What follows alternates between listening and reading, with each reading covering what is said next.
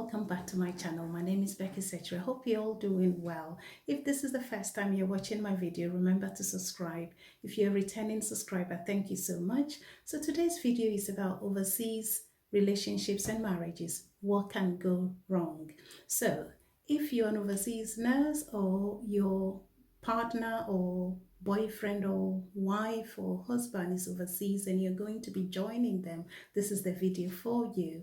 So as you know, relationships, regardless of where you are, when it starts, it's always very exciting. They open car doors for you, they give you flowers, they give you presents. But as it progresses, things thin or becomes a bit dull. But some people like to keep it going. So it depends on both of you as to how you want it to be like. Anyway, living overseas has an added problem to relationships and marriages. Some of the problems occur whereby both man and wife are working opposite shifts. So one could be working at night, one could be working during the day, and it could be 5 to 6 days or nights in a week, which means that you're not seeing each other, and that will lead to lack of affection, lack of, intimacy, lack of sex, lack of, that interpersonal relationship that you have with each other. It would fizzle out. And then what happens would be the fact that one person will start forgetting birthdays and anniversaries, and that is not good. There are other issues around childcare, so somebody has to be dropping the kids off at school, and also other issues are doing chores in the house because we haven't got house helps over here. The men end up having to do some of the things because sometimes the woman is not back from work early enough to make food and serve in the house. So the other partner has to make the effort to cook before the other person comes back. So it can be a bit frustrating. Another issue I will talk about is about money. So money, as we know, is the root of evil. Now, issues could be around joint accounts. So when you're married, wherever you are, before you traveled, were you having a joint account? If you haven't, then don't do it. But if that is what you've been doing, then carry on. The only issues is the fact that sometimes one person will start sending money to their relatives back home and the other is not aware, or sending money to their old girlfriend or someone else, and that can lead to confusion. So it's very important to keep these things in mind.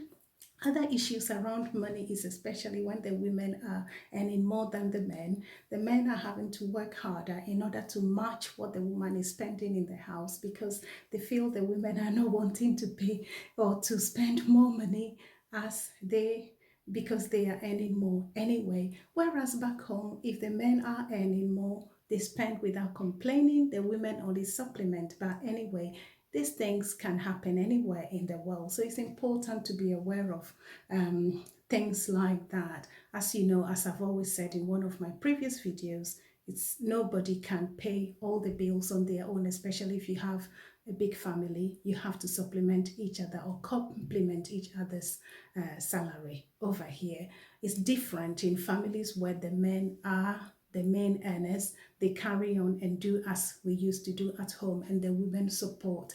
It's only difficult, or it becomes frustrating to the men if the women are the higher earners and they are not trying to compromise at all. Anyway, another issue that can occur comes with issues around equality. As you know, back home, we know that the men are the head of the family.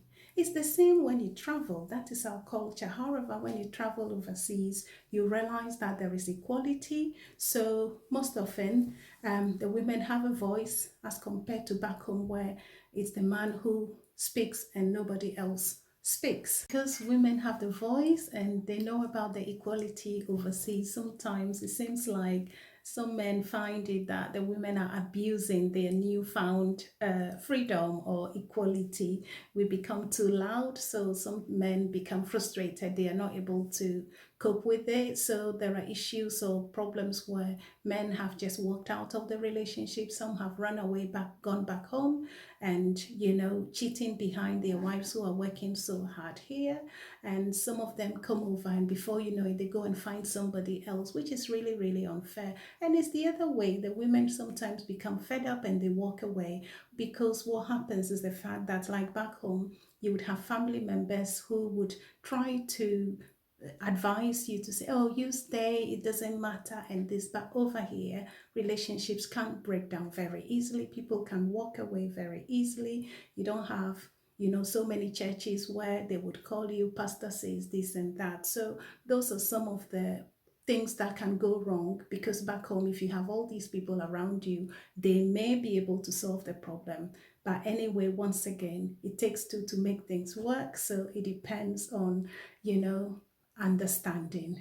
Anyway, that is for today. Remember to subscribe, and I will see you soon, and take care of yourselves. Bye bye.